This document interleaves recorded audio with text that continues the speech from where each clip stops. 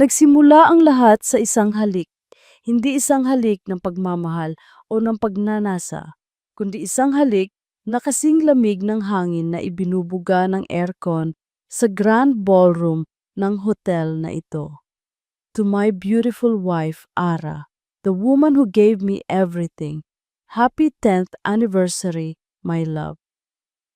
Nagpalakpakan ang lahat ng mga bisita, mga kaibigan, pamilya, mga business partner ni Marco. Ngumiti si Ara, isang ngiting sanay na niyang gawin. Isang ngiting abot sa kanyang mga pisngi, ngunit hindi kailanman umaabot sa kanyang mga mata. Itinaas niya ang kanyang kupita ng champagne kasabay ng iba pa at nakipag-toast sa lalaking katabi niya, ang kanyang asawa. Ang asawa niyang perpekto sa mata ng lahat. Si Marco Velasco, ang guwapo at matagumpay na CEO. Ang asawa niyang nagsabing ibinigay niya ang lahat. Totoo naman, ibinigay ni Ara ang lahat. Ang kanyang pangarap na maging isang event planner, ang kanyang panahon, ang kanyang buong pagkatao.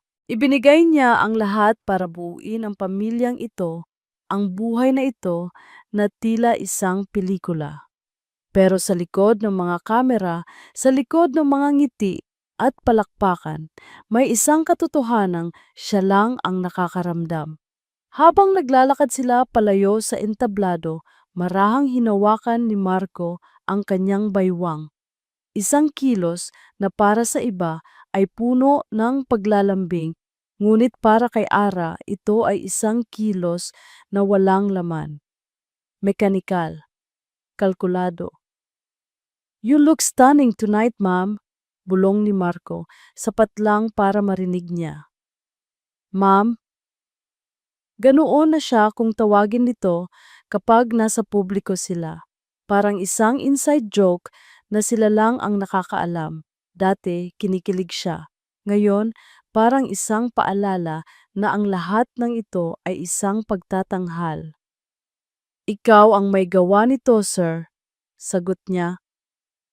Pinanatili ang nangiti sa kanyang labi. Hinaluan niya ang mga bisita.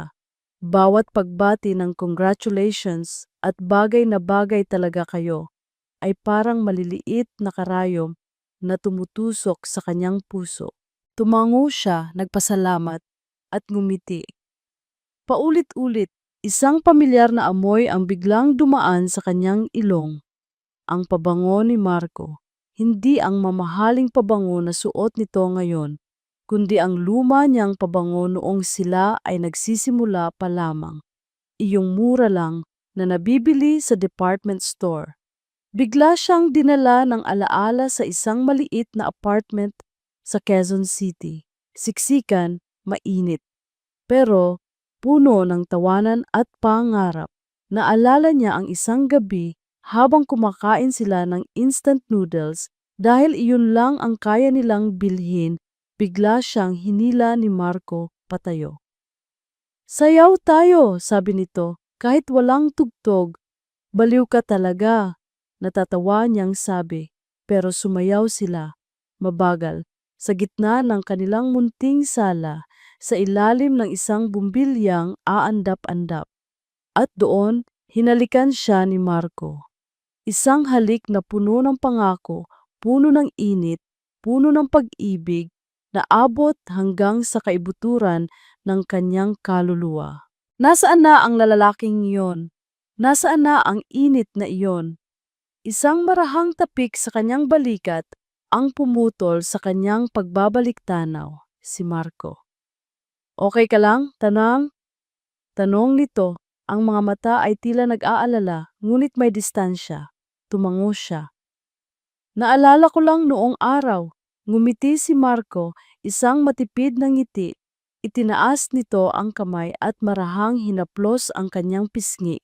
At pagkatapos, sa harap ng ilang mga kaibigan na nakatingin, inilapit nito ang muka at idinampi ang mga labi sa kanyang noo. At iyon na iyon, ang malamig na halik. Isang dampi na sobrang ikli, sobrang walang kabuhay-buhay, parang isang obligasyon na kailangang gawin. Naramdaman ni Ara ang isang panginginig na gumapang sa kanyang likuran, isang kilabot na hindi dulot ng lamig ng ballroom. "Excuse me?" sabi niya, pilit na ngumingiti. "Kukuha lang ako ng tubig." Kailangan niyang makalayo, kahit saglit lang. Habang naglalakad siya patungo sa service area, nadaanan niya ang study room na inilaan ng hotel para sa mga VIP. Bahagyang nakabukas ang pinto, at mula sa loob, narinig niya ang boses ni Marco. Huminto siya. Hindi niya dapat ginagawa ito. Mali ito, pero hindi niya mapigilan ang kanyang mga paa. Dahan-dahan siyang lumapit sa pinto, sapat lang para marinig ang usapan sa loob. "I know, I know." Pabulong na sabi ni Marco. May kausap ito sa cellphone. "Hindi rin madali para sa akin ito." May sandaling katahimikan. "Please, intindihin mo muna. It's a big night." "Yes, of course." Muling katahimikan, at pagkatapos ay ang mga salitang tuluyang dumurog sa anumang natitirang pag-asa sa puso ni Ara. "I miss you too." Napahawak si Ara sa kanyang bibig para pigilan ang anumang tunog na maaaring lumabas. Ang kanyang paghinga ay tila nahinto. Ang tibok ng kanyang puso ay umalingaw-ngaw sa kanyang mga tainga, mas malakas pa kaysa sa malabong tunog ng party sa labas. Dahan-dahan siyang umatras, bawat hakbang ay parang may bigat na 1 tonelada. Bumalik siya sa gitna ng kasiyahan, ang kanyang muka ay isang perpektong maskara ng katahimikan. Walang nakapansin, walang nakaramdam. Para sa kanila, siya pa rin si Ara Sarmiento, ang masayang misis ng perpektong si Marco Velasco. Natapos ang party, umalis ang mga bisita. Sa biyahe pauwi, sa loob ng kanilang mamahaling sasakyan, nanatiling tahimik si Ara. Si Marco naman ay abala sa pag-check ng mga email sa kanyang cellphone. Pagdating sa bahay, nauna siyang umakyat sa kanilang silid. Nagbihis siya at humiga sa kama, nakatalikod sa pinto. Narinig niyang pumasok si Marco. Narinig niya ang lagaslas ng tubig mula sa shower at naramdaman niya ang bahagyang paglubog ng kama nang humiga na ito sa tabi niya. Hindi ito nagsalita, hindi man lang siya hinawakan. Maya-maya lang narinig na niya ang malalim at ritmikong paghinga nito. Tulog na ito. Paano siya nakakatulog ng ganito kahimbing? Habang ang buong mundo niya ay gumuho, ang asawa niya ay mahimbing na natutulog sa tabi niya. Doon, sa dilim ng kanilang silid, sa katahimikan ng kanilang malaking bahay, walang luhang pumatak mula sa mga mata ni Ara. Ang sakit na nararamdaman niya ay sobrang lalim, sobrang tindi, na tila natuyo na ang kanyang mga luha. Ang pumalit dito ay isang bagay na iba, isang bagay na malamig at matigas, isang determinasyon. Dahan-dahan siyang bumangon mula sa kama. Kinuha niya ang kanyang cellphone mula sa bedside table at pumasok sa banyo, marahang isinara ang pinto. Umupo siya sa sahig, ang malamig na tiles ay hindi man lang makapantay sa lamig na nararamdaman niya sa loob. Binuksan niya ang browser ng kanyang cellphone. Nag-alinlangan siya sandali, ang kanyang daliri ay nanginginig sa ibabaw ng screen. Pagkatapos, may diin at katiyakan, nag-type siya. Private investigator in Manila. Lumabas ang isang listahan ng mga pangalan at numero. Pinili niya ang una, isang pangalan na mukhang professional. Tinitigan niya ang call button. Ito na yon, ang sandaling babaguhin ang lahat. Huminga siya ng malalim at pinindot ito. Habang naririnig niya ang tunog ng pag-ring sa kabilang linya, isang pangako ang binitiwan niya sa kanyang sarili. Hindi na siya iiyak. Tapos na ang panahon ng pagiging biktima. Kung ang 10 taon ng pagmamahal ay kayang tapusin sa isang malamig na halik at isang pabulong na tawag sa telepono, Sisiguraduhin niyang ang katapusan ng kanilang kwento ay isusulat niya mismo at hindi ito magiging maganda. Ang napiling lugar ni Ara ay isang maliit at hindi kilalang kafe sa isang sulok ng Makati, malayo sa mga lugar na madalas puntahan ng mga kakilala niya. Amoy kape at lumang libro sa loob, tahimik. Perpekto para sa isang transaksyon na ayaw niyang malaman ng mundo. Nauna siyang dumating ng 10 minuto. Bawat pagpasok ng bagong customer ay nagpapakaba sa kanya. Paano kung kilala niya? Paano kung may makakita sa kanya? Eksaktong 3:00 ng hapon, isang lalaking nasa mid-40s ang pumasok. Simple lang ang suot nito, plain polo shirt at maong. Walang espesyal sa itsura nito, iyong tipo na makakasalubong mo sa daan at makakalimutan mo rin agad. Iyon marahil ang dahilan kung bakit epektibo siya sa kanyang trabaho. Lumapit ito sa kanyang lamesa. Ma'am Ara Sarmiento? Tanong ng lalaki sa mahinang boses. Tumango lang siya. Mr. Reyes po. Inilahad nito ang kamay. Nag-aalangan man, tinanggap ito ni Ara. Malamig, kasing lamig ng desisyon na ginawa niya kagabi. Umupo si Mr. Reyes sa tapat niya at inilapag ang isang folder sa lamesa. Hindi ito nagsalita. Hinintay lang nitong si Ara ang magsimula. Gusto kong malaman. Babasag ang boses ni Ara. Huminga siya ng malalim at sinubukang muli. Sa pagkakataong ito, mas matatag na. Gusto kong malaman kung may ibang babae. Nahirapan siyang bigkasin ang mga salitang iyon. Parang isang pag-amin, isang pagsuko, na ang perpektong buhay na ipinapakita niya sa lahat ay isa lamang kasinungalingan. Tumango si Mr. Reyes. Ang kanyang mukha ay walang mababakas na anumang emosyon. Sanay na siya sa mga ganitong kwento. Para sa kanya, ito ay trabaho lamang. Sino po ang asawa ninyo? Marco Velasco. Bahagyang kumunot ang noo ni Mr. Reyes, isang panandaliang pagkilala. Ang CEO ng Velasco Holdings, tumango ulit si Ara. Naramdaman ang pamilyar na kirot ng pagiging anino lamang ng kanyang asawa. Oo, siya nga. May hinala po ba kayo kung sino? Umiling si Ara, isang kasinungalingan. Ayaw niyang pangalanan si Isabel. Ayaw niyang gawing totoo ang multo na gumugulo sa kanyang isipan sa pamamagitan ng pagbigkas ng pangalan nito. Umaasa pa rin ang isang maliit, hangal na bahagi ng kanyang puso na sana ay nagkakamali siya. Wala, pabulong niyang sagot. Kinuha ni Ara ang isang litrato mula sa kanyang bag. Isang litrato ni Marco nakuha noong nakaraang Pasko, nakangiti ito sa kamera. Inabot niya ito kay Mr. Reyes. Kinuha rin niya ang isang sobrang puti na naglalaman ng paunang bayad. Gawin ninyo ang lahat ng kailangan, sabi ni Ara. Ang boses ay determinadong pilit. Kailangan ko ng pruweba, malinaw na pruweba. Kinuha ni Mr. Reyes ang litrato at ang sobre.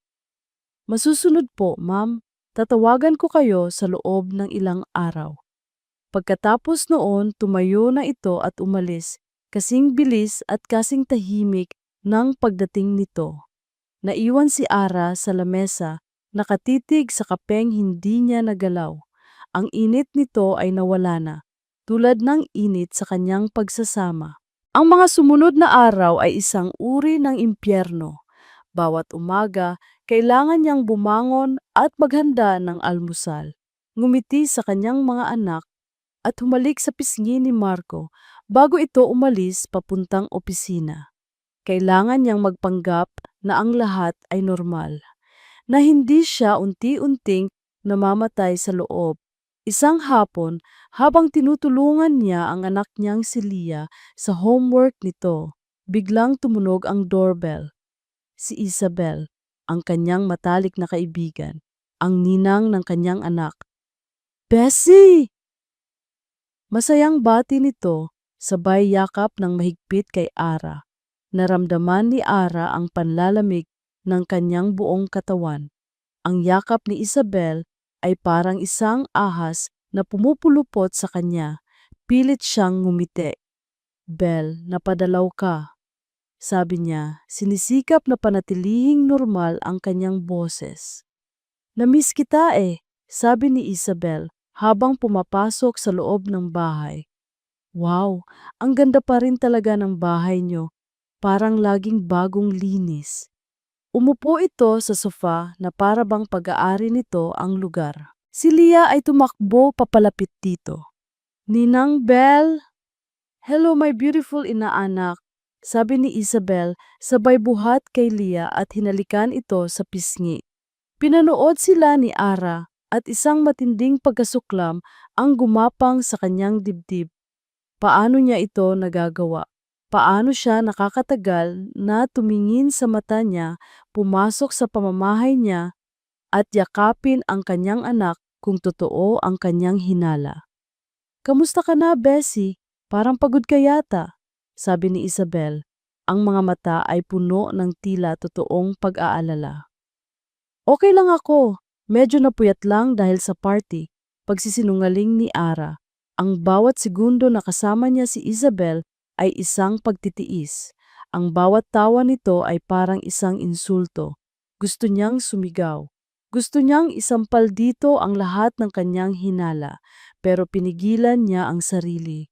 Kailangan niya ng pruweba, hindi siya kikilos hanggat wala siyang hawak na katotohanan. Gabi-gabi, sinusubukan ni Ara na maging ang asawang nakasanayan ni Marco. Minsan, pagkatapos maligo, lumapit siya dito habang ito'y nakaupo sa kama at nagbabasa ng mga dokumento. Dahan-dahan siyang umupo sa likuran nito at sinimulang masahiin ang mga balikat nito. Pagod ka yata, mahina niyang sabi. Hindi man lang lumingon si Marco, bahagya lang itong gumalaw. A little, maraming problema sa company. Gusto mo ipagtimpla kita ng tsaa? Huwag na, ma'am. Ma'am, okay lang ako. Matutulog na rin ako pagkatapos nito. Ang pagtanggi ay magalang pero malinaw. Isang pader na hindi niya kayang sirain. Dati, sa isang haplos niya lang, bibitawan nito ang anumang ginagawa. Ngayon, parang hangin na lang siyang dumadaan. Ang kanyang cellphone ang naging sentro ng kanyang mundo. Dala niya ito kahit saan, kahit sa banyo. Bawat text message, bawat email notification ay nagpapatayo ng kanyang mga balahibo. Bawat hindi kilalang numero na tumatawag ay nagpapatibok ng kanyang puso ng sobrang bilis. Nakatulala siya, nanginginig, naghihintay. Isang hapon pagkatapos niyang ihatid ang mga bata sa kani-kanilang mga klase, habang nagmamaneho siya pauwi, tumunog ang kanyang cellphone. Unknown number. Pinahinto niya ang sasakyan sa gilid ng daan. Huminga siya ng malalim bago sagutin. Hello? Ma'am Sarmiento, si Reyes po ito. Naramdaman ni Ara ang pagkirot ng kanyang tiyan. Mr. Reyes, may balita na ba? Opo ma'am, may resulta na po ako. Ang mga salitang iyon ay simple lang, pero ang bigat ay parang isang malaking bato na bumagsak sa kanyang dibdib. Saan tayo pwedeng magkita? May ipapadala po akong address, isang parking lot sa may BGC. Para mas pribado, maghihintay po ako doon. Pagkatapos ng tawag, nanatili siyang nakaupo sa loob ng sasakyan. 10 minuto, hindi gumagalaw, nakatingin lang sa kawalan. Ito na. Malalaman na niya nang sa wakas ay nakaipon na siya ng sapat na lakas ng loob. Pinaandar niya ang makina at nagmaneho patungo sa napag-usapang lugar. Nakita niya ang sasakyan ni Mr. Reyes sa isang malayong sulok ng parking lot. Ipinark niya ang kanyang sasakyan sa tabi nito. Bumaba si Mr. Reyes, lumapit sa bintana niya at iniabot ang isang malaking brown envelope. Walang salitang namutawi sa kanilang mga bibig. Tinanggap ni Ara ang sobre. Tumango lang si Mr. Reyes at bumalik na sa kanyang sasakyan at umalis. Naiwan siyang mag-isa. Nakapatay ang makina ng kanyang sasakyan. Ang tanging naririnig niya ay ang malakas na kabog ng kanyang sariling dibdib. Tinitigan niya ang sobre na nasa kanyang kandungan. Ang manipis na papel na iyon ang naglalaman ng katapusan ng kanyang mundo. Pero alam niyang hindi na niya kaya. Ang laso ng pagdududa ay kumalat na. Kailangan niya ng lunas o ng kumpirmasyon ng kamatayan. Nanginginig ang kanyang mga kamay habang dahan-dahan niyang pinupunit ang selyo. Ang tunog ng napupunit na papel ay tila nakakabingi sa loob ng tahimik na sasakyan. Inilabas niya ang laman, isang salansan ng mga makintab na litrato. Ang una ay medyo malayo ang kuha. Isang lalaki at isang babae na papasok sa lobby ng isang kilalang hotel sa Alabang. Nakatalikod sila pero kilala ni Ara ang tindig ng lalaki. Ang paraan ng paglalakad nito, ang suot nitong business suit na siya mismo ang namili. Walang duda. Si Marco yon. Ang babae, mahaba ang buhok, balingkinitan ang katawan, maaaring kahit sino. Sa isang saglit, isang maliit na hibla ng pag-asa ang kumapit sa puso ni Ara. Baka isang business meeting lang, baka isang kliyente, binaligtad niya ang litrato. Ang sumunod na larawan ay kuha sa loob ng isang restaurant. Mas malapit na ngayon, nakaupo sila sa isang lamesa sa isang sulok. Nagtatawanan, nakahawak ang kamay ng babae sa braso ni Marco. At sa pagkakataong ito, kitang-kita na ni Ara ang mukha ng babae. Ang pamilyar na ngiti, ang buhok na madalas niyang purihin, ang hikaw na regalo pa niya noong Pasko, si Isabel. Hindi, hindi maaari, naramdaman ni Ara na tila sinasakal siya. Ang hangin ay ayaw pumasok sa kanyang mga baga. Ang kanyang paningin ay nagsimulang lumabo. Nanginginig ang kamay niya habang binabaligtad ang huling litrato. At iyon na, ang katotohanan sa matalas at malinaw na kulay. Sa labas ng hotel, magkayakap at ang kanilang mga labi ay magkadikit sa isang halik na puno ng pagnanasa, isang halik na matagal nang ipinagkakait sa kanya. Ang mga kamay ni Marco ay nasa baywang ni Isabel, habang ang mga kamay naman nito ay nakapulupot sa batok ng kanyang asawa. Ang 2 taong pinakamahalaga sa buhay niya, ang kanyang asawa at ang kanyang matalik na kaibigan.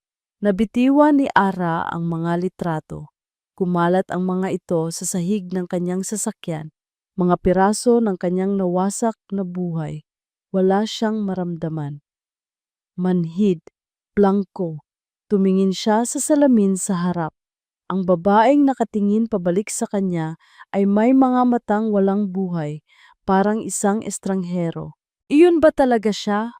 Si Ara Sarmiento, ang asawang hinangaan ng lahat? O isa na lamang siyang hangal na pinagtaksilan sa paraang pinakamasakit?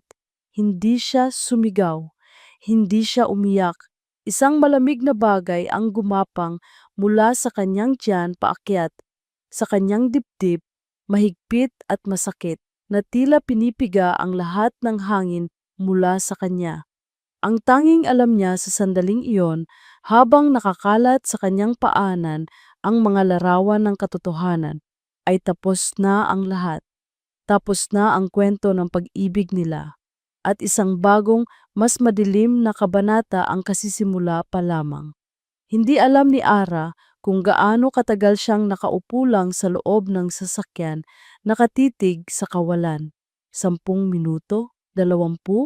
1 oras? Ang oras ay tila tumigil habang ang mundo sa labas ng kanyang bintana ay patuloy sa pag-ikot na para bang walang nangyari.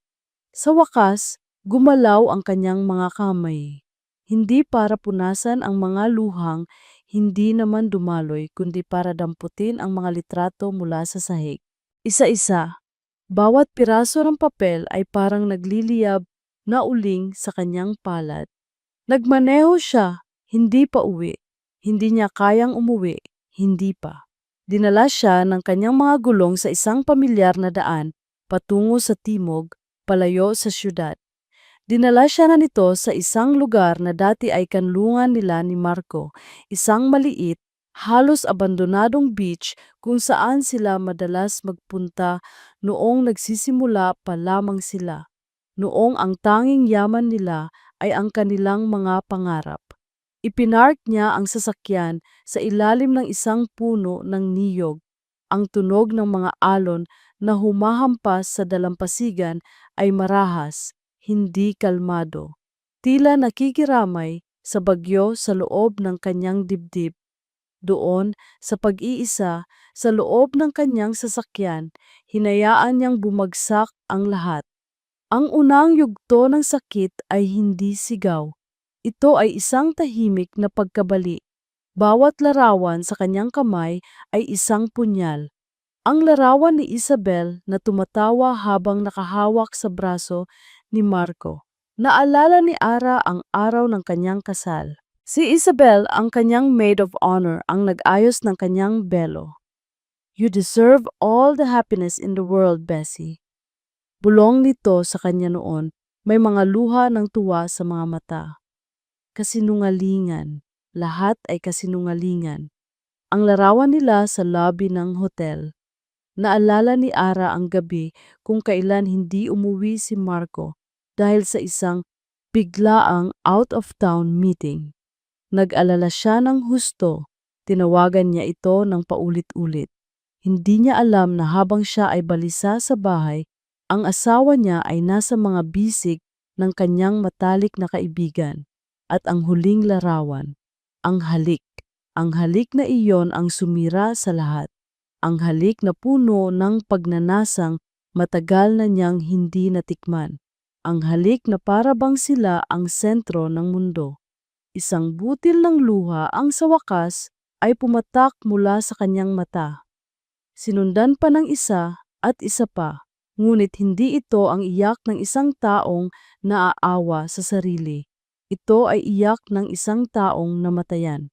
Namatayan ng tiwala, namatayan ng pag-ibig. Namatayan ng pamilyang pinaglaanan niya ng kanyang buong buhay. Hinawakan niya ang kanyang cellphone.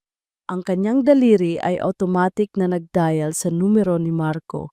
Gusto niyang sumigaw, gusto niyang isumbat ang lahat, gusto niyang marinig itong magsinungaling.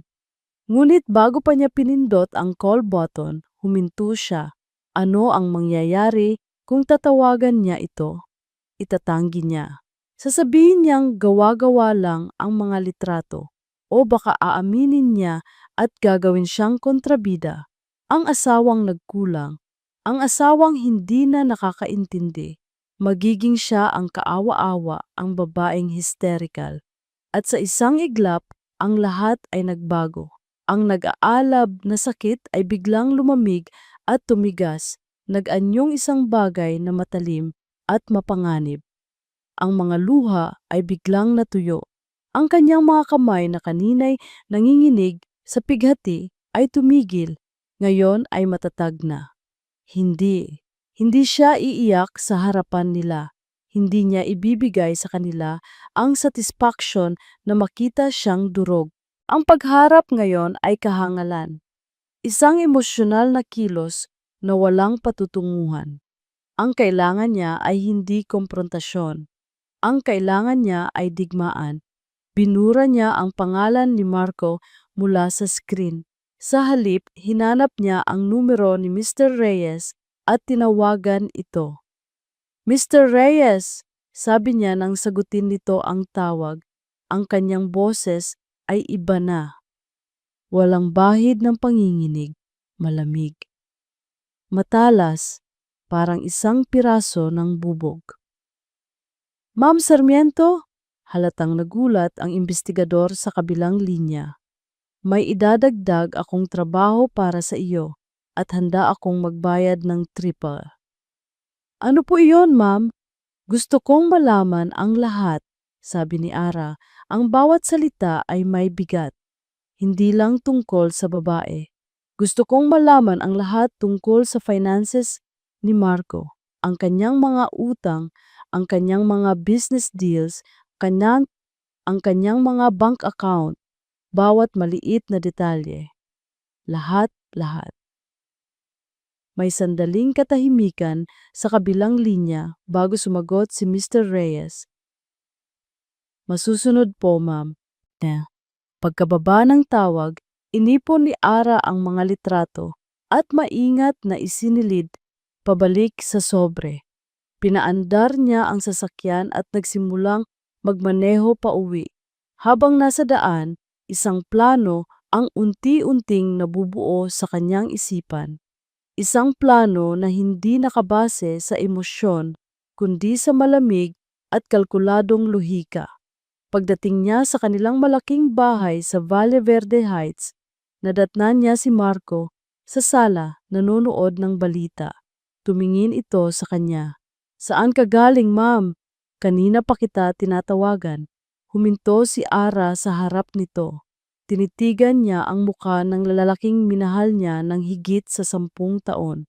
Ang muka ng lalaking sumira sa kanya at pagkatapos ginawa niya ang isang bagay na nagpakilabot kahit sa sarili niya. Ngumiti siya.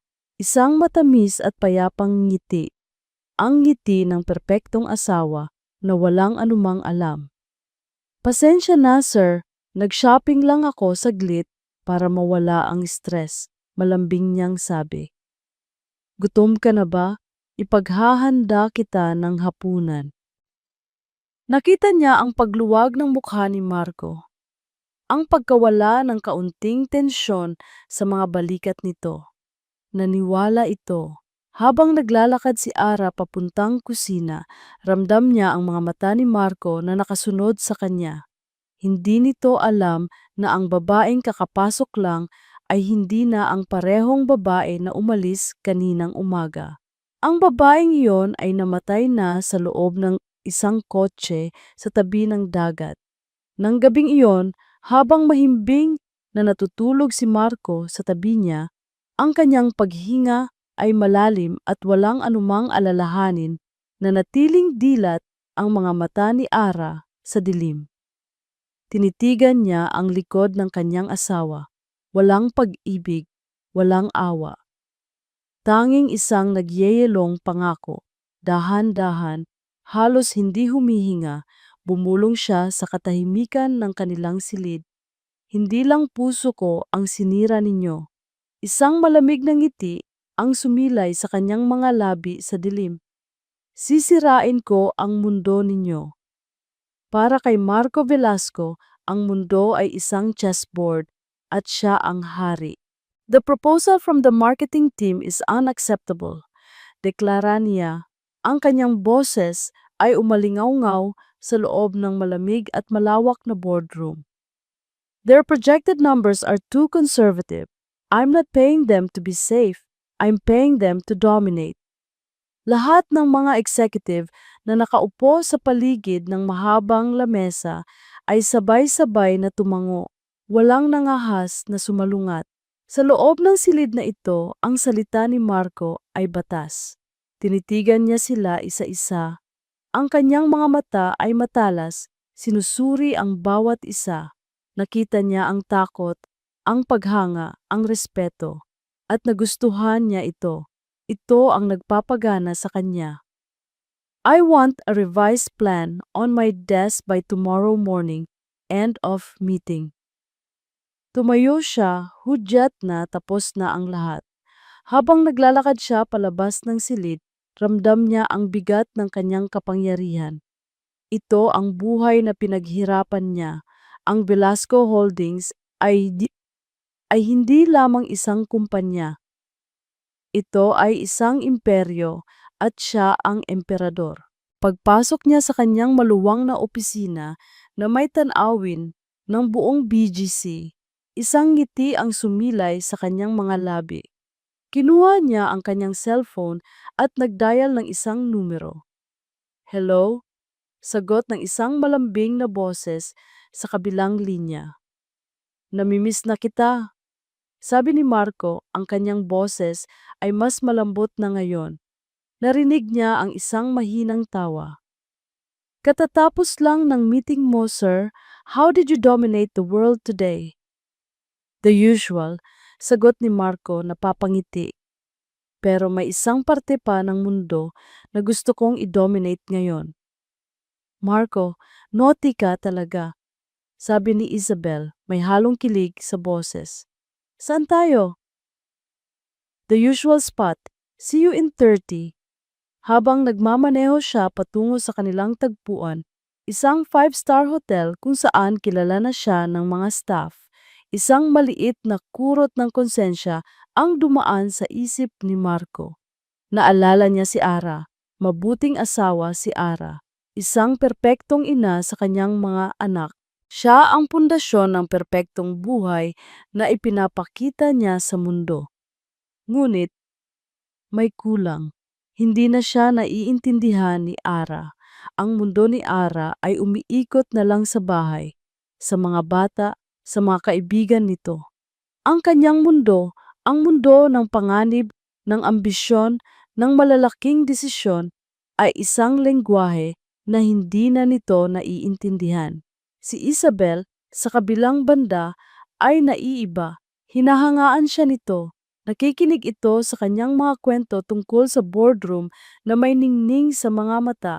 Naiintindihan nito ang pressure. Siya ang kanyang takasan, isang bagay na kailangan niya para manatiling matino. I deserve this, bulong niya sa sarili habang ipinapark ang kotse. Ito ang kasinungalingang paulit-ulit niyang sinasabi sa sarili para bigyang katwiran ang kanyang mga ginagawa. Pagpasok niya sa hotel suite, nandoon na si Isabel nakasuot ng isang pulang bestida na bumabagay sa kanya. Sinalubong siya nito ng isang mainit na halik. You seem tense, sabi nito, habang hinahaplos ang kanyang dibdib. Hayaan mong alagaan kita. Dito sa mga bisig ni Isabel, nawawala ang lahat ng problema. Dito, siya lang ang mahalaga. Hindi siya asawa, hindi siya ama. Siya lang si Marco, ang lalaking kayang makuha ang lahat ng gusto niya. Nang gabing iyon, umuwi si Marco na may ngiti sa labi. Pakiramdam niya ay kumpleto ang kanyang buhay. Mayroon siyang isang matagumpay na karera, isang magandang pamilya at isang kapanapanabik na sikreto. Hawak niya ang lahat. Pagbukas niya ng pinto ng kanilang bahay, naamoy niya agad ang paborito niyang pagkain, kare-kare. Pagpasok niya sa dining area, nakita niya si Ara nag-aayos ng lamesa. Ang mga bata ay tapos ng kumain at naglalaro sa sala. Welcome home, sir! Bati ni Ara na may isang matamis na ngiti.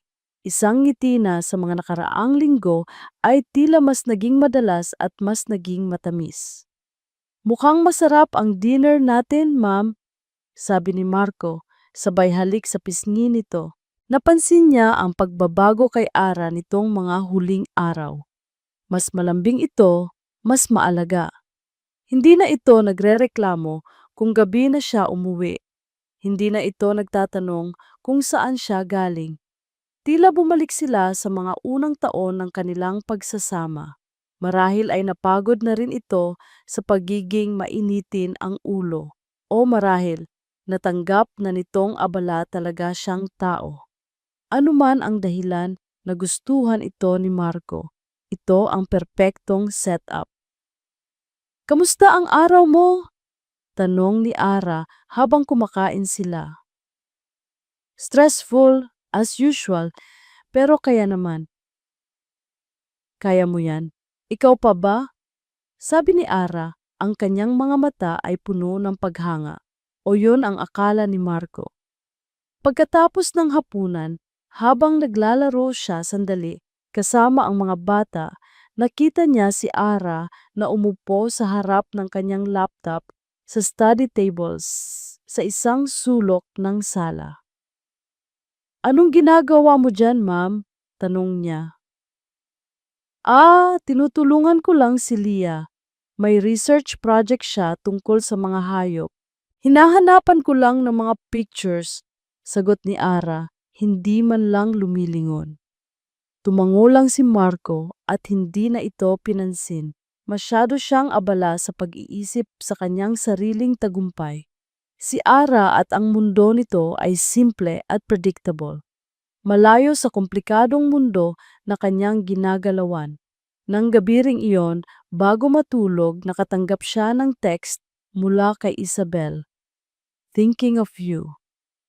Ngumiti siya at mabilis na binura ang mensahe. Sa tabi niya, mahimbing nang natutulog si Ara. Tinitigan niya ang kanyang asawa. Maganda pa rin ito. Isang perpektong palamuti sa kanyang perpektong buhay.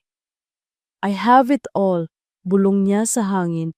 Isang pakiramdam ng lubos na pagmamataas ang bumalot sa kanya. Biglang nag-vibrate ang kanyang cellphone sa bedside table.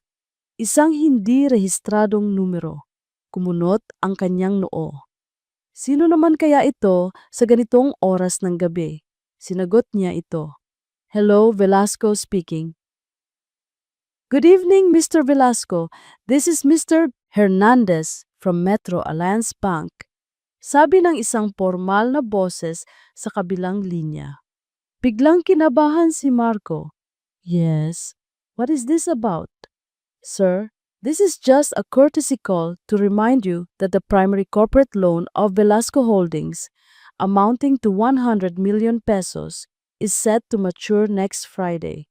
We trust that you have already prepared the necessary funds for the full payment as per our agreement." Ang mga salita ay tumama kay Marco na parang isang malaking truck. 100 million. Full payment. Next Friday, biglang nanuyo ang kanyang lalamunan. Ang pakiramdam ng pagiging hari ng mundo ay biglang naglaho na parang bula. Ang naiwan ay isang malamig at matinding takot. "Mr. Velasco, are you still there?" Hindi nakasagot si Marco. Ang kanyang mga mata ay nakatitig sa dilim, pero ang tanging nakikita niya ay ang unti-unting pagguho ng imperyong kanyang itinayo.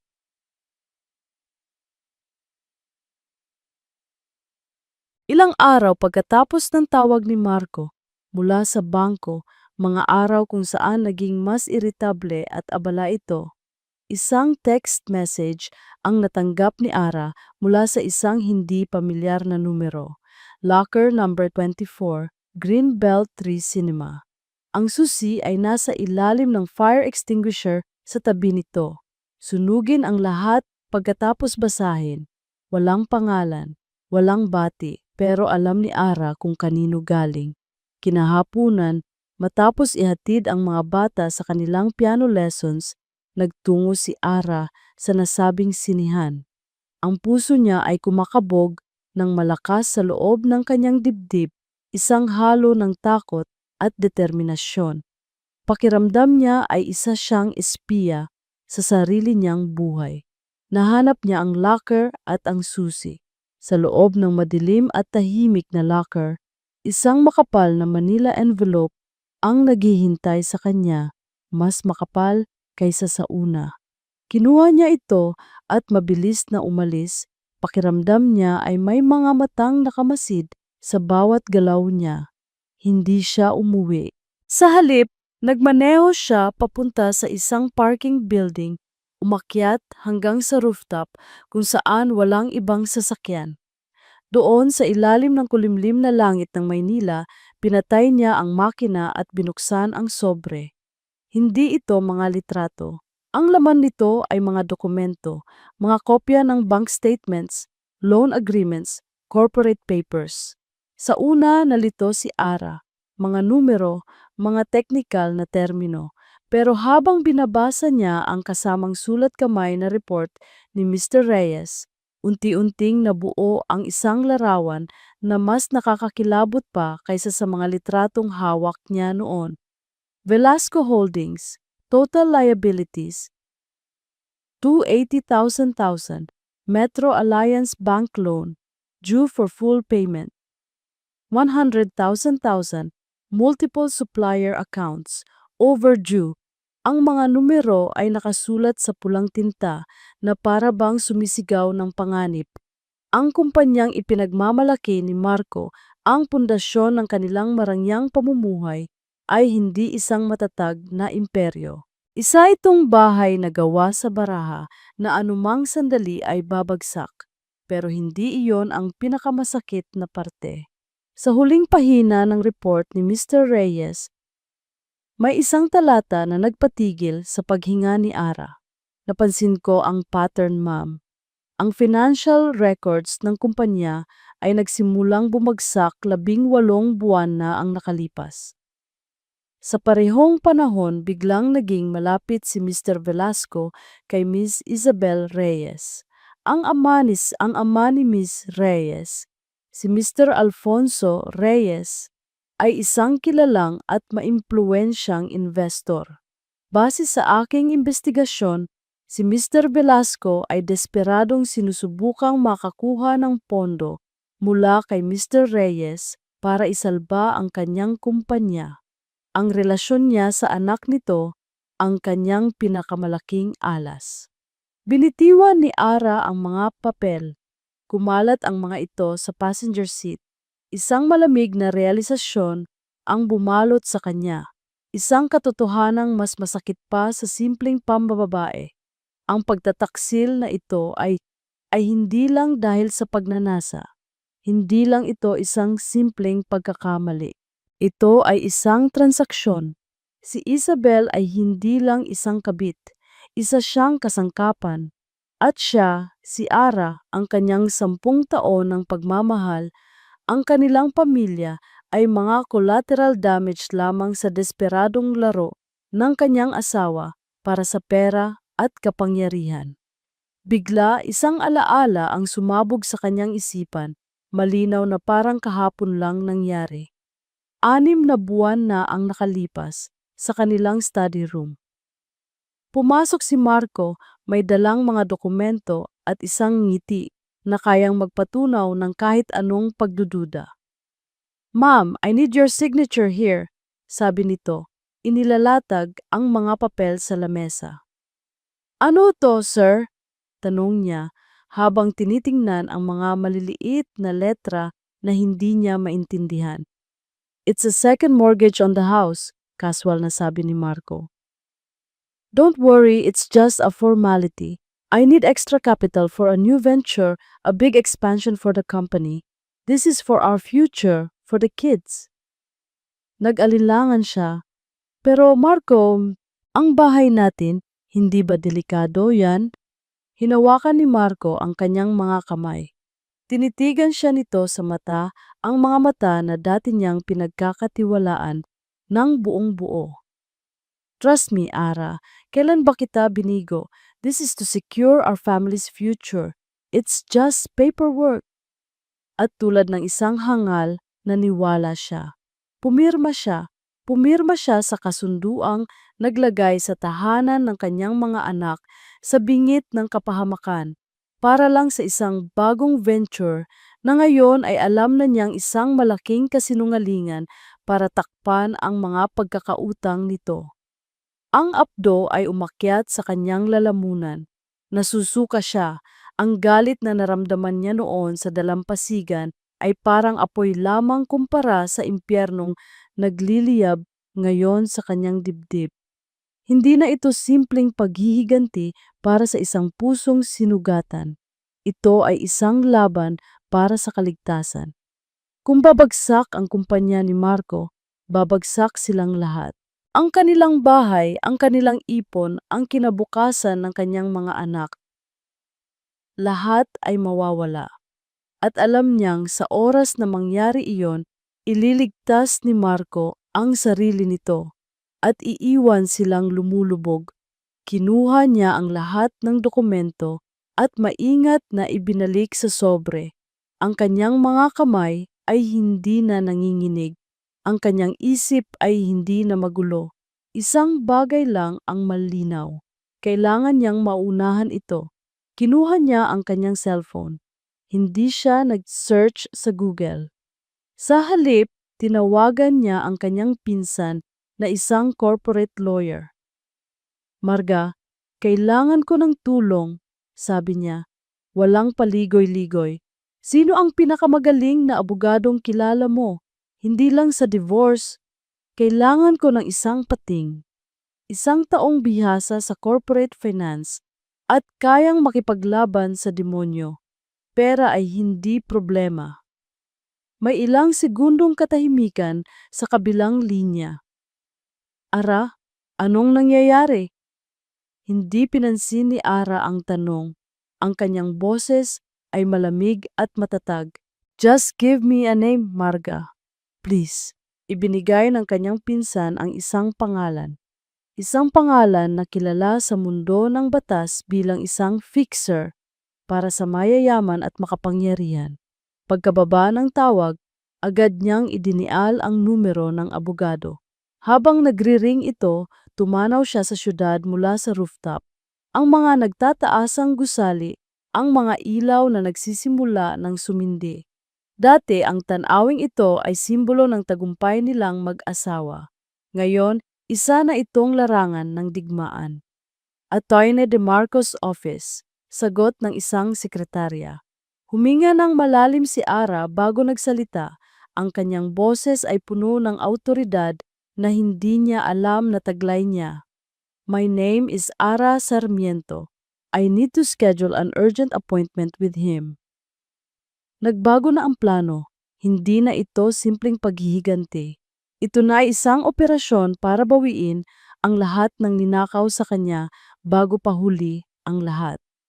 Tumigil siya sandali bago idagdag. Sabihin mo, tungkol ito sa pagprotekta sa aking mga anak. Para kay Isabel Reyes, si Ara Sarmiento ay palaging ang araw at siya ang buwan. Nagniningning lamang na hilitil sa laras sa hiram na liwanag. Mula pa noong college, ganoon na ang sitwasyon. Si Ara ang laging napapansin. Mabait, maganda, matalino. Lahat ng lalaki ay may gusto sa kanya. At isa sa mga lalaking iyon ay si Marco Velasco, ang lalaking lihim na minamahal ni Isabel. Nang maging sila, gumuho ang mundo ni Isabel. Pero bilang isang mahusay na aktres, itinago niya ang kanyang pighati sa likod ng isang maskara ng pagkakaibigan. Naging best friend siya ni Ara. Naging tagapakinig. Naging tagapayo. Inilagay niya ang sarili sa pinakamalapit na posisyon, naghihintay. Ang paghihintay niya ay nagbunga. Bakit hindi mo pa siya kausapin? Tanong ni Isabel, habang marahang minamasahe ang sentido ni Marco. Nasa loob sila ng paborito nilang hotel suite. Katatapos lang ng isang mainit na hapon ng pagnanasa, ngunit ang tensyon sa katawan ni Marco ay hindi pa rin nawawala. Hindi ganoon kadali, Belle. Sabi ni Marco, ang kanyang boses ay pagod. May mga bata, may pamilya, hindi niya maiintindihan. Ang hindi niya naiintindihan ay ikaw, giit ni Isabel. Ang kanyang boses ay puno ng simpatiya na maingat niyang inilapat. Habang ikaw ay nakikipaglaban dito sa labas para sa pamilya niyo, siya ay komportable lang sa bahay. Hindi niya alam ang hirap mo. Ako, Marco, ako ang nakakaintindi sa'yo. Ito ang kanyang laro, ang kanyang script, ang gawing kontrabida si Ara sa sarili nilang kwento, ang ipamukha kay Marco na siya, si Isabel, ang tunay niyang kakampi. Si Papa, pag-iiba ni Isabel ng usapan, alam na ito ang susi sa lahat. Nabanggit ko sa kanya ang tungkol sa'yo. Ang tungkol sa galing mo sa negosyo. Interesado siyang marinig ang mga plano mo. Nakita niya ang pagbabago sa mga mata ni Marco, ang pag-asa, ang pagkagahaman, at alam ni Isabel na hawak na niya ito sa palad. Hindi siya masamang tao, iyon ang sabi niya sa kanyang sarili. Nagmamahal lang siya. At sa pag-ibig, tulad sa giyera, lahat ay patas. Si Marco ay para dapat sa kanya mula pa sa simula. Binabawi lang niya kung ano ang nararapat sa kanya. Isang araw, habang nag-i-scroll siya sa social media, nakita niya ang bagong post ni Ara. Isang litrato ng pamilya nila na kuha noong anniversary party.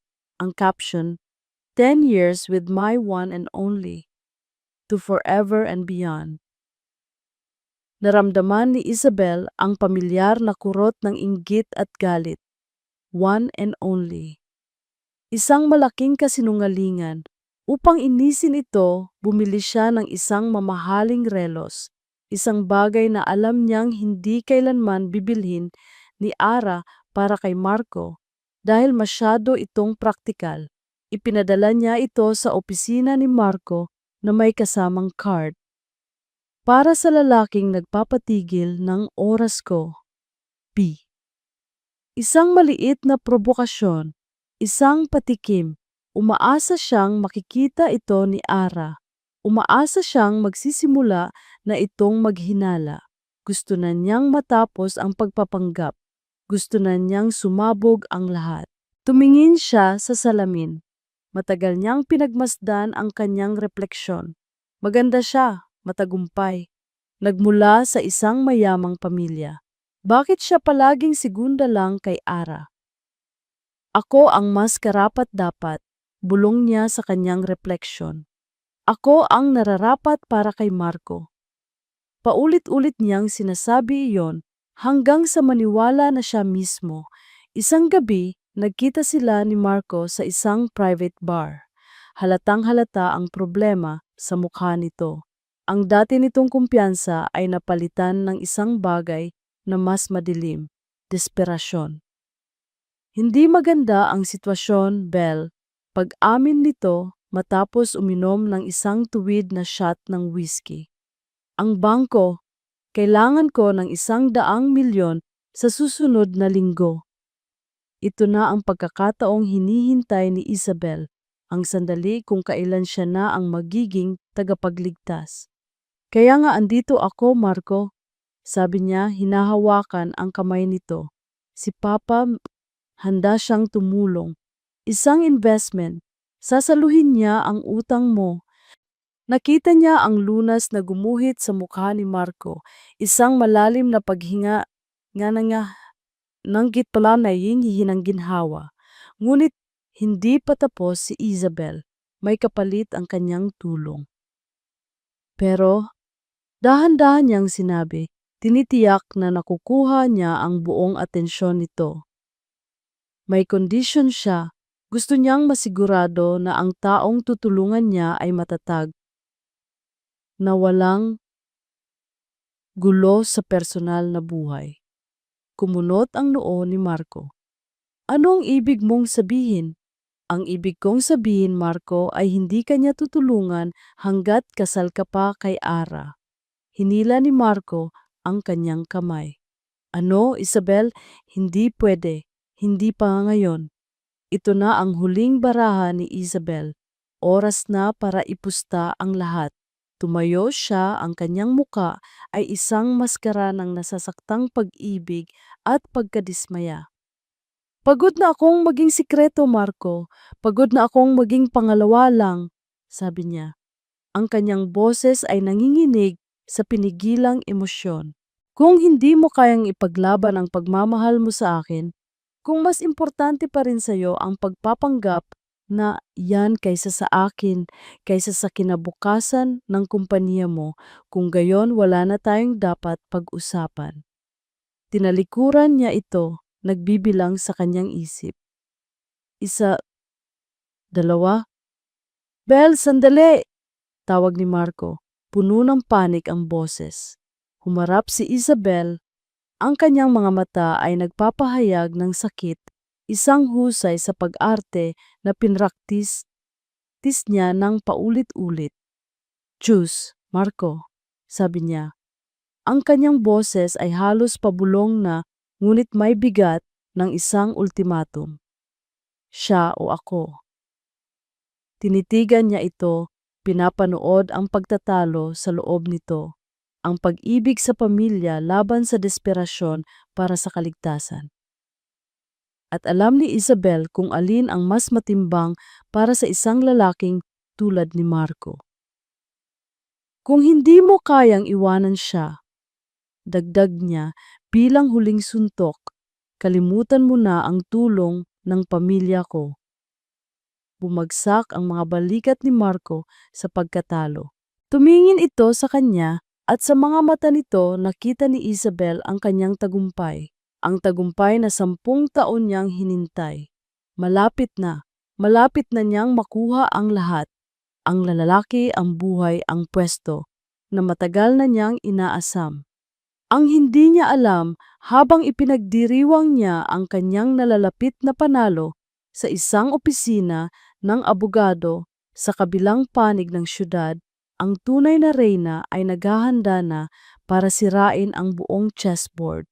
Ang opisina ni Atty. Antonio De Marco ay nasa pinakatuktok ng isang gusali sa Ortigas. Mula sa kanyang bintana, tanaw ang buong syudad.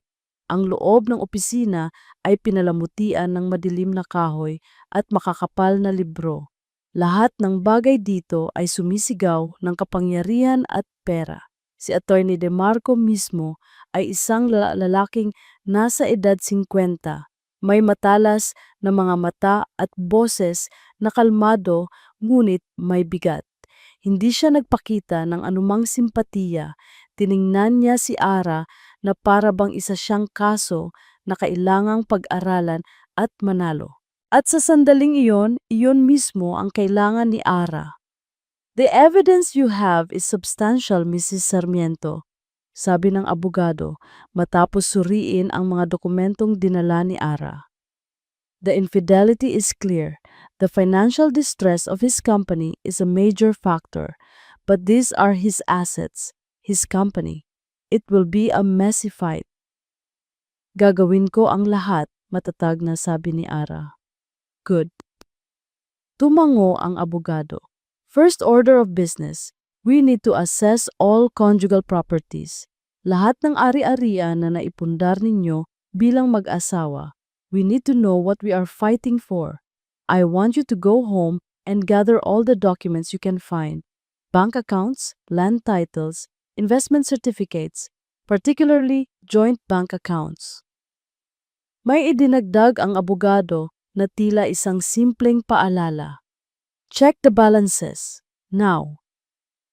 Habang nagmamaneho pauwi si Ara, ang mga salita ng abogado ay umuulit-ulit sa kanyang isipan. Check the balances.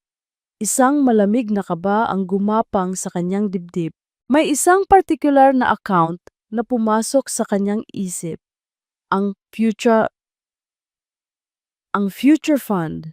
Iyon ang tawag nila sa joint savings account na binuksan nila para sa edukasyon ni Lia at Benjo. 10 taon niya itong hinulugan. Bawat buwan, gaano man kalaki o kaliit, naglalagay siya roon. Iyon ang kanyang sagradong pondo. Pagdating sa bahay, tahimik. Wala pa ang mga bata mula sa eskwela. Si Marco ay nasa opisina. Mag-isa siya sa malaking bahay na dati niyang tinawag na tahanan, ngunit ngayon ay parang isang malaking hawla na gawa sa kasinungalingan. Dumiretso siya sa kanilang study. Binuksan niya ang kanyang laptop. Ang kanyang mga kamay ay bahagyang nanginginig habang nagtatype siya ng username at password para sa online banking portal. Nag-load ang pahina. Nakita niya ang listahan ng kanilang mga account. At doon, sa ilalim ng pangalang Lia and Benjo Future Fund, huminto ang kanyang paghinga. Kinailangan niyang i-click ito para makita ang detalye. Isang click lang. Isang simpleng galaw na babago sa lahat. Pinindot niya ito. Sa isang sandali, ang mundo ni Ara ay naging tahimik. Ang tanging naririnig niya ay ang mahinang ugong ng aircon at ang malakas na pagpintig ng dugo sa kanyang mga tainga. Sa Sa tabi ng available balance ay may mga numerong nakatingin pabalik sa kanya. Malamig, walang awa. Pio pa 00, walang natira. Hindi siya makagalaw. Tinitigan niya ang screen, umaasang baka nagkamali lang siya ng pag-click, baka isang system error. Pero malinaw na nakasulat sa transaction history, isang malaking withdrawal ginawa 2 linggo na ang nakalipas. Ang buong halaga hanggang sa huling sentimo, inilipat sa isang account sa ilalim ng pangalan ng Velasco Holdings. Bigla, naalala niya ang isang hapon. Halos 1 taon na ang nakalipas. Naglalakad siya sa mall at nakita niya sa isang boutique window ang isang napakagandang bestida. Matagal na siyang hindi nakabibili ng damit para sa sarili. Lagi niyang inuuna ang mga bata, ang bahay, ang mga pangangailangan ni Marco. Pero ang bestidang iyon, tinawag siya nito. Pumasok siya sa loob, isinukat niya. Perpekto ang bagsak sa kanya. Tiningnan niya ang presyo. Mahal. Katumbas ng 2 buwang hulog niya sa future fund.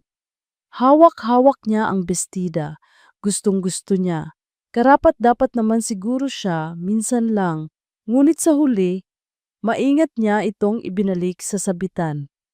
Para sa mga bata, sabi niya sa sarili, mas mahalaga ang kinabukasan nila. At ngayon, ang lahat ng kanyang sakripisyo, ang lahat ng kanyang pagtitipid, ang bawat hindi balena at sa susunod na lang para sa sarili. Lahat ng iyon, ninakaw. Hindi lang pera ang kinuha ni Marco. Kinuha nito ang mga pangarap niya para sa kanyang mga anak. Kinuha nito ang bawat piraso ng kanyang pagiging ina. Naramdaman ni Ara na nanghina ang kanyang mga tuhod. Dahan-dahan siyang napatayo mula sa upuan, ngunit ang kanyang mga binti ay hindi siya kayang suportahan. Napasandal siya sa pader at dahan-dahang napaupo sa sahig ng kusina. At doon, sa kauna-unahang pagkakataon, mula nang malaman niya ang lahat, humagulgol siya. Hindi ito ang tahimik na pag-iyak na pinipigilan. Ito ay isang malakas, masakit, at nakakabinging iyak na nagmula sa kaibuturan ng kanyang nawasak na kaluluwa. Iyak para sa nawalang pag-ibig, para sa pagkakaibigang sinayang, para sa pamilyang binuo niya na isa lamang palang palabas. At higit sa lahat, iyak para sa kanyang mga anak na ninakawan ng sarili nilang ama. Napayuko siya, niyakap ang kanyang mga tuhod at hinayaan ang sakit na lamunin siya ng buo. Pakiramdam niya ay nasa ilalim siya ng karagatan, nalulunod, walang hangin, walang liwanag. Ito na ang dulo, ito na ang pagkatalo. All is lost. Sa gitna ng kanyang paghagulgol, isang bagay ang nakakuha ng kanyang pansin sa pinto ng refrigerator. Isang drawing, gawa ni Leah, isang stick figure na pamilya sa ilalim ng isang malaking dilaw na araw. Siya, si Marco, si Leah at si Benjo. Lahat ay nakangiti. Nakasulat sa ilalim, sa sulat kamay ng isang bata, "My family is the best." Biglang huminto ang pag-iyak ni Ara. Tila isang gripo na biglang isinara. Tinitigan niya ang drawing, ang inosenteng larawan ng isang perpektong mundo. Isang mundong wala na. Isang mundong sinira ng lalaking nasa drawing din na nakangiti. Dahan-dahan pinunasan ni Ara ang kanyang mga luha gamit ang likod ng kanyang kamay. Ang kanyang mga hikbi ay napalitan ng isang nakakakilabot na katahimikan. Tumayo siya. Ang kanyang mga binti ay matatag na ngayon. Ang kanyang mga mata na kanina'y puno ng luhang desperado ay blanko na ngayon. Walang emosyon. Parang 2 piraso ng maitim na yelo. Ang sakit ay hindi nawala. Nag-iba lang ito ng anyo. Mula sa isang malambot na pighati, Naging isa itong matigas at matalim na bagay sa loob ng kanyang dibdib. Isang sandata. Kinuha niya ang kanyang cellphone mula sa bulsa. Ang kanyang mga daliri ay hindi na nanginginig. May diin at katiyakan, idinial niya ang numero ni Atty. DeMarco. Atty. DeMarco's office. Si Ara Sarmiento ito. Ibigay mo sa kanya ang telepono. Utos niya, ang kanyang boses ay walang buhay ngunit puno ng bakal na determinasyon. Nang marinig niya ang boses ng abogado sa kabilang linya, hindi na siya nag-aksaya ng panahon. Ituloy na natin ang plano. May isang sandaling katahimikan bago siya nagpatuloy. Ang kanyang boses ay isang malamig na bulong na naglalaman ng pangako ng isang paparating na bagyo. Ngayon na, nagsimula ang lahat sa kusina. Ang amoy ng bawang at sibuyas na ginigisa sa mainit na mantika. Ang mabagal na pagkulo ng makapal at malinamnam na sarsa ng kare-kare. Ang maingat na pag-aayos ng mga gulay sa plato. Para sa sinumang makakakita, si Ara Sarmiento ay isang ordinaryong asawa na naghahanda ng isang espesyal na hapunan para sa kanyang pamilya. Pero mayroong kakaiba sa paraan ng kanyang pagkilos. Ang bawat hiwa ng kutsilyo sa sangkalan ay tiyak, walang alinlangan, walang emosyon. Ang bawat paghalo sa kaldero ay kalkulado. Hindi siya nagmamadali pero hindi rin siya mabagal. Gumagalaw siya na parang isang siruhano sa operating room. Hindi isang may bahay sa kanyang kusina. Ang hapagkainan ay nakahanda na para sa tatlo. Ang pinakamagandang kubyertos, ang mga wine glass na para lang sa espesyal na okasyon at isang bote ng mamahaling red wine na matagal na nilang itinago. Isang perpektong larawan ng isang romantikong gabi. Ngunit ang bawat plato, bawat baso, bawat tinidor ay parang mga piraso sa isang chessboard na maingat niyang inilagay para sa huling laro. "Wow, Mommy! Ang bango!" Sigaw ni Benjo habang tumatakbo papasok ng kusina. Ngumiti si Ara at sa isang iglap ang malamig na determinasyon sa kanyang muka ay napalitan ng tunay na init ng isang ina. Lumuhod siya para magpantay sila ng kanyang anak. "Kumain na kayo ni Ate Lia, anak," malambing niyang sabi. "May inihanda akong spaghetti para sa inyo." Pinakain niya ang kanyang mga anak ng maaga. Habang pinapanood niya silang kumain, bawat tawa, bawat kwento tungkol sa kanilang araw sa eskwela ay parang isang matalim na kirot at isang matibay na paalala. Para sa kanila ito. Lahat ng ito ay para sa kanila. Pagkatapos nilang kumain, binihisan niya sila. "Mga anak, matutulog muna kayo ngayong gabi sa bahay ni Lola, okay? May surprise kasi si Mommy para kay Daddy." "Ano ang surprise, Mommy?" tanong ni Lia. Ang mga mata ay bilog sa kuryosidad. "Mommy and Daddy just need a special dinner date tonight." Pagsisinungaling ni Ara, isang ngiti ang pilit niyang pinanatili sa kanyang mga labi. "Promise, babawi si Mommy sa inyo bukas. Manonood tayo ng sine." Natuwa ang mga bata sa ideya. Pagkatapos niyang ihatid ang mga ito sa kanyang ina na nakatira ilang kanto lang ang layo, bumalik siya sa tahimik na bahay. Habang pinagmamasdan niya ang papalayong sasakyan ng kanyang ina, may ibinulong siya sa hangin, "Paalam sa ating dating buhay." Pagbalik niya sa loob, kinuha niya ang kanyang cellphone. Una niyang tinawagan si Marco. "Hello, Ma'am?" Sagot nito, halatang abala at medyo iritable. Biglang nagbago ang boses ni Ara, naging malambing at halos mapang-akit. "Hi, sir! Sorry sa abala.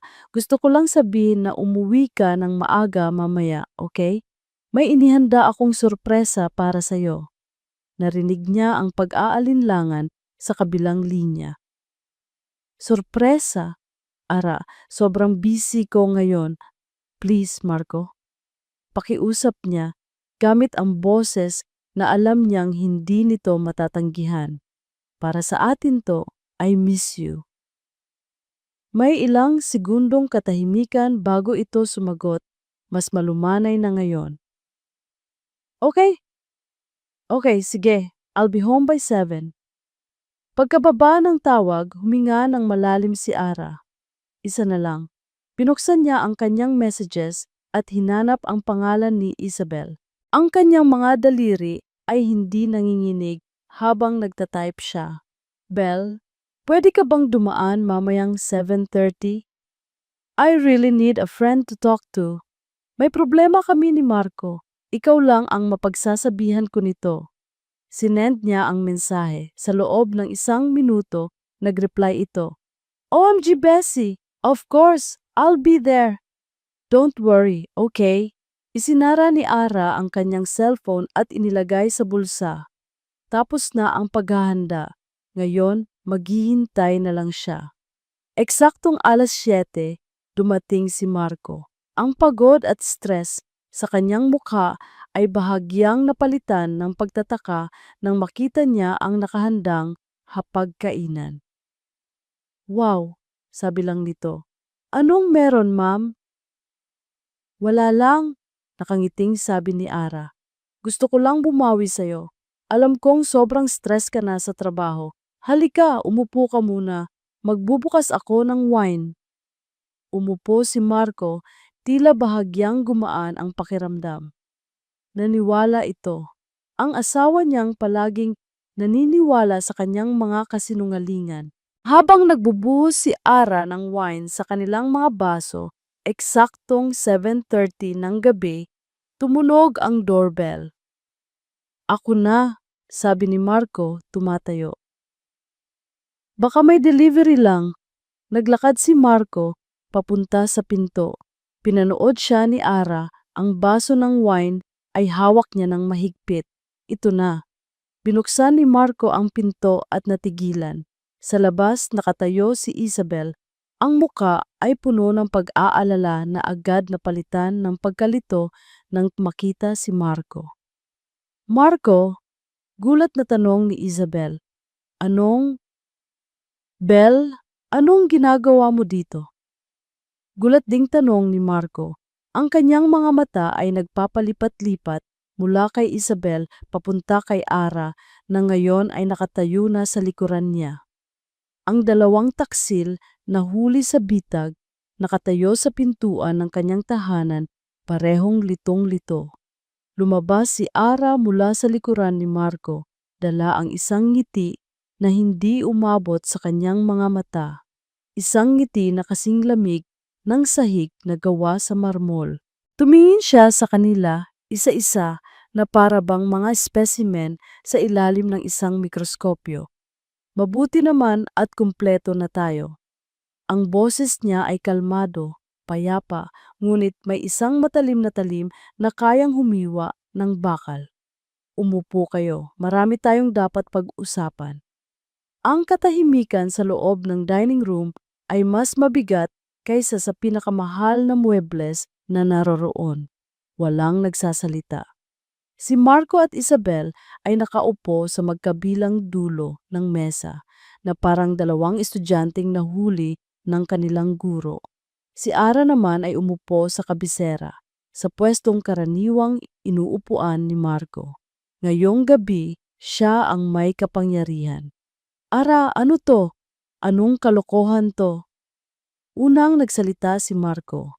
Sinusubukang bawiin ang kontrol, ngunit ang kanyang boses ay may bahid ng kaba. Hindi siya sinagot ni Ara.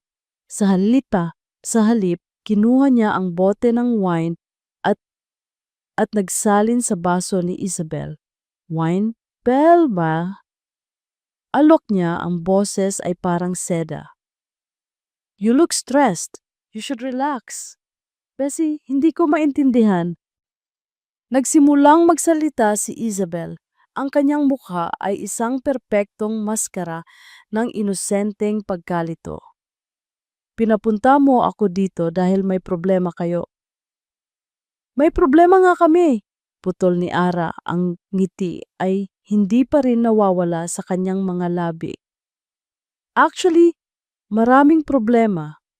Dahan-dahan niyang inilapag sa ibabaw ng mesa ang isang pamilyar na brown envelope.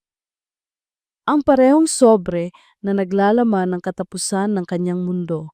Ang parehong sobre na magiging simula ng katapusan ng sa kanila. Binuksan niya ito at inilabas ang mga litrato. Inilatag niya ang mga ito sa mesa na parang mga baraha sa isang laro ng poker. Isa-isa. Ang larawan sa hotel, ang larawan sa restaurant, ang larawan ng halik. Bawat larawan na inilalapag niya ay parang isang malakas na sampal sa katahimikan. Ang mukha ni Marco ay biglang namutla na parang nawalan ng lahat ng dugo. Si Isabel naman ay napahawak sa kanyang bibig. Ang kanyang pagkukunwaring inosente ay biglang gumuho. Ara, let me explain. Nagsimulang muli si Marco, tumatayo. Umupo ka, utos ni Ara at sa unang pagkakataon, ang kanyang boses ay nawalan ng lambing. Napalitan ito ng bakal, malamig at hindi matitinag. Hindi pa ako tapos. Sumunod si Marco. Umupo siyang muli na parang isang tuta na sinaway. Kinuha ni Ara ang pangalawang sobre, ang mas makapal. Akala ko noong una, simpleng pambababae lang ito. Masakit, oo, nakakadurog, sabi ni Ara habang tinitingnan sila isa-isa. Pero habang tumatagal, nalaman ko na mas malaki pa pala dito ang problema. Hindi ba, Marco? Inilabas niya ang mga dokumento, ang utang sa bangko na 100 milyon, ang mga supplier na hindi mo binabayaran, ang second mortgage sa bahay na ito, ang tahanan ng mga anak ko na ipinirma ko dahil naniwala ako sa'yo. Sabi ni Ara, ang bawat salita ay isang patak ng lason. At ang pinakamasakit sa lahat, nagpatuloy siya, kinuha ang isang bank statement. Ang future fund ng mga bata, 10 taon ng sakripisyo ko, ninakaw mo para isalba ang sarili mo. Ibinato niya ang bank statement sa harap ni Marco. Ang numerong P0.00 ay tila lumundag mula sa papel. Hindi ko alam yan. Mabilis na tanggi ni Isabel, sinusubukang iligtas ang sarili. Marco, anong? Tumahimik ka, sabi ni Ara, tinititigan si Isabel ng may matinding pagkasuklam. Huwag kang magkunwaring biktima dito. Alam kong ginagamit ka niya para makalapit sa tatay mo. At alam kong ginagamit mo ang sitwasyon para makuha ang gusto mo. Pareho lang kayong oportunista. Natahimik si Isabel na para bang sinampal. Ibinaling muli ni Ara ang kanyang atensyon kay Marco, na ngayon ay nakayuko na hindi makatingin sa kanya. Naiintindihan ko na ngayon, Marco, desperado ka, at ang desperadong tao gagawin ang lahat. Kahit pa ang lokohin ang asawa, gamitin ang kaibigan, at nakawin ang pera ng sariling mga anak. Walang sumasagot. Walang makasagot. Ang katotohanan ay nakalatag na sa mesa, kasama ng mga litrato at dokumento. Sa huli, inilabas ni Ara ang isang set ng mga papeles mula sa isang malinis na folder. Inilapag niya ito sa harap ni Marco. Ano yan? Nanginginig na tanong ni Marco. Annulment papers, simpleng sagot ni Ara. Kasama na rin dyan ang kasunduan na isinasalin mo sa akin ang buong pagmamayari ng bahay na ito ng natitira nating mga investment at ang full custody kina Lia at Benjo. Wala kang makukuha, wala kang karapatan. Tumawa si Marco, isang tawang walang saya, isang tawang desperado. Nagpapatawa ka ba? Bakit ko naman pipirmahan yan? Mag-aaway tayo sa korte, aabutin tayo ng taon. Ngumiti si Ara, isang tunay na ngiti sa wakas. Ngunit hindi ito masaya. Ito ay isang ngiting nakakakilabot. Ang, ang ngiti ng isang taong hawak ang lahat ng alas. Diyan ka nagkakamali. Inilabas niya ang huling dokumento, isang manipis na folder na itim. Binuksan niya ito at itinulak sa gitna ng mesa. Sa loob nito ay mga ebidensya ng mga kahina-hinalang transaksyon. Mga ebidensya ng pagtatangkang itago ang tunay na estado ng kumpanya mula sa mga investor. Mga ebidensya na, kung ilalabas, ay hindi lang magreresulta sa pagka-bankrupt kundi sa kasong estafa at economic sabotage. I have 2 copies of this, kalmadong sabi ni Ara. Ang isa ay nasa safety deposit box ng abogado ko. Ang isa pa ay handa kong ipadala bukas ng umaga sa opisina ng Securities and Exchange Commission. At syempre, isang courtesy copy para sa tatay ni Belle para malaman niya kung anong klasing tao ang tinutulungan niya. Tumingin si Marco mula sa mga papeles papunta kay Ara. Ang kanyang mukha ay puno ng hindi paniniwala. At sa unang pagkakataon, tunay na takot. Ang babaeng nasa harap niya ay hindi na ang asawa niyang kilala niya. Ito ay isang estranghero, isang kalaban na mas matalino at mas mapanganib kaysa sa inaakala niya. You have 2 choices, Marco, sabi ni Ara. Ang kanyang boses ay isang huling hatol. Pirmahan mo ang lahat ng ito at mananatili itong sikreto nating tatlo. Aalis ka sa bahay na ito ngayong gabi na wala kang dala kundi ang mga damit mo at hindi mo naguguluhin ang mga anak ko. Oh, nagpatuloy siya sumandal sa kanyang upuan. Huwag mong pirmahan. At bukas, panoorin natin pareho kung paano guguho ang buong mundo mo.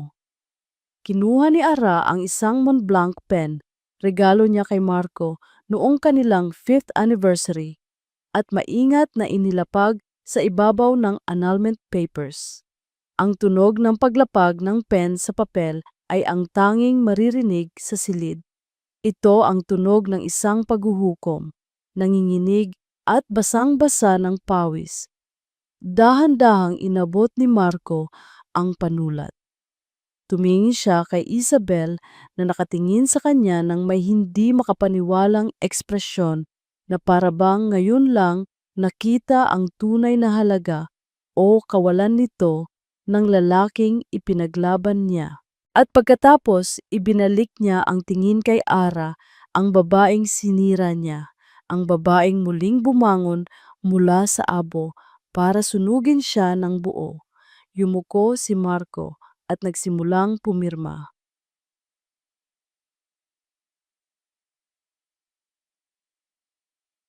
Makalipas ang 6 na buwan, ang umaga ay nagsisimula na hindi sa malawak at malamig na master's bedroom ng isang mansyon sa Valle Verde Heights, kundi sa isang maliit ngunit maaliwalas na townhouse sa isang tahimik na subdivision sa Quezon City. Hindi na siya ginigising ng ugong ng central aircon, kundi ng sinag ng araw na tumatagos sa bintana at ng huni ng mga ibon mula sa maliit na hardin sa labas. Si Ara Sarmiento ay naghahanda ng almusal, scrambled eggs, sinangag at hotdogs na hiniwa na parang bulaklak. Simple lang, walang sosyal na pagkain, walang katulong na naghahanda, siya lang. At ang masayang tawanan ng kanyang mga anak mula sa sala. Leah, Benjo, breakfast is ready! Tawag niya. Mabilis na tumakbo ang dalawa papunta sa maliit na dining table. Wow, mommy, flower hotdogs! Masayang sabi ni Benjo. Ngumiti si Ara, isang tunay na ngiti, isang ngiting abot hanggang sa kanyang mga mata.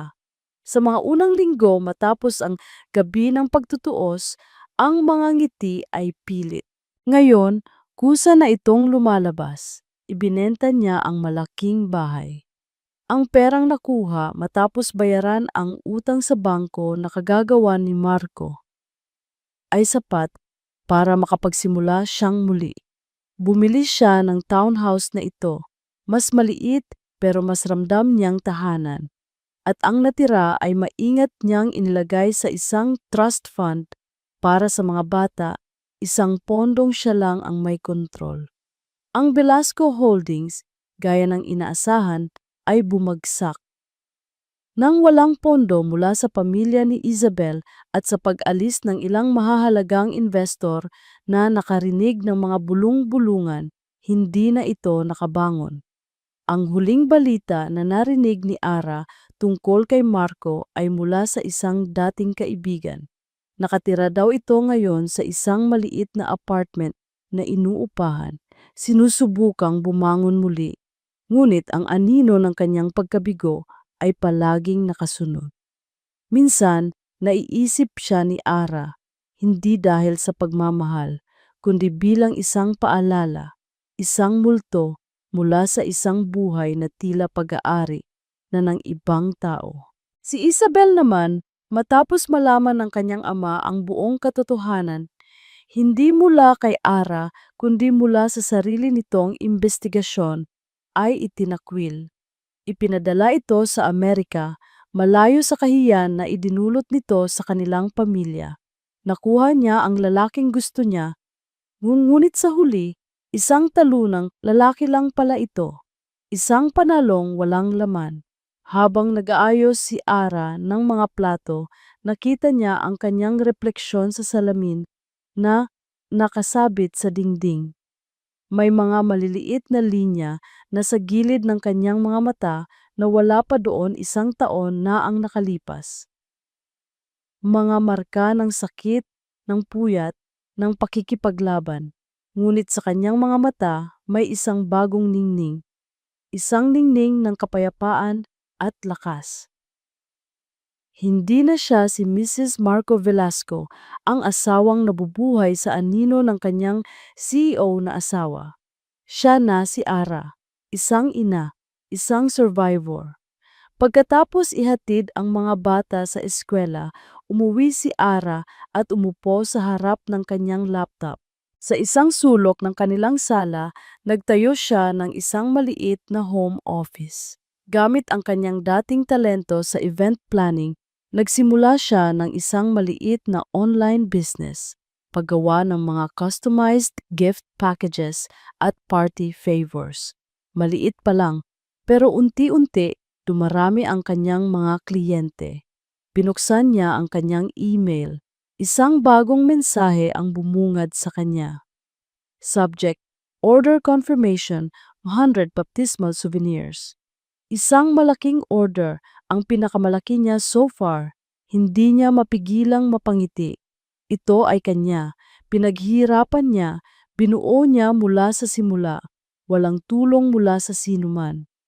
Ang pakiramdam ng tagumpay, kahit gaano kaliit, ay mas matamis kaysa sa alinmang mamahaling regalo na natanggap niya noon. Isang hapon, habang nagkakape siya sa kanyang maliit na hardin, pinagmamasdan ang mga anak niyang naglalaro ng habulan sa damuhan, naramdaman niya ang isang bagay na matagal na niyang hindi nararamdaman: katahimikan. May mga peklat pa rin. May mga gabi pa ring binabangungot siya, nagigising na basa ng pawis. May mga pagkakataong kapag nakakakita siya ng isang masayang mag-asawa, may kumikirot pa rin sa kanyang puso. Ang paghilom ay hindi isang tuwid na linya, ngunit sa bawat araw na lumilipas, ang sakit ay nababawasan at ang pag-asa ay lumalago.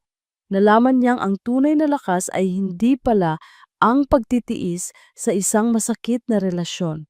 Ang tunay na lakas ay ang pag-alam kung kailan dapat bumitaw at ang pagkakaroon ng tapang na buuin muli ang sarili mula sa mga durog na piraso. Biglang tumunog ang kanyang cellphone. Isang pangalan mula sa nakaraan ang lumabas sa screen. Isang dati niyang kaibigan mula sa college na matagal na niyang hindi nakikita. Sinagot niya ito. Ara, Kamusta ka na? Narinig ko ang nangyari. I'm so sorry, sabi ng kaibigan niya. Okay lang ako, Carla. Actually, I'm more than okay, sagot ni Ara. At sa unang pagkakataon, naniwala siya sa sarili niyang mga salita. That's great to hear. Hey, ayain sana kitang magkape minsan. Catch up lang, if you're free. Nag-alinlangan si Ara sandali. Matagal na siyang hindi lumalabas. Ang kanyang mundo ay umikot lang sa mga bata at sa kanyang munting negosyo. Pero, bakit hindi? Isang ngiti ang sumilay sa kanyang mga labi. Isang ngiti na puno ng posibilidad. Sige, sagot niya, ang kanyang boses ay magaan at malaya. Bakit hindi? Ibinaba niya ang tawag at muling tumanaw sa kanyang mga anak. Si Leah at Benjo. Ang kanyang dalawang kayamanan, ang kanyang dalawang dahilan, sila ang kanyang mundo. At ngayon, sapat na iyon.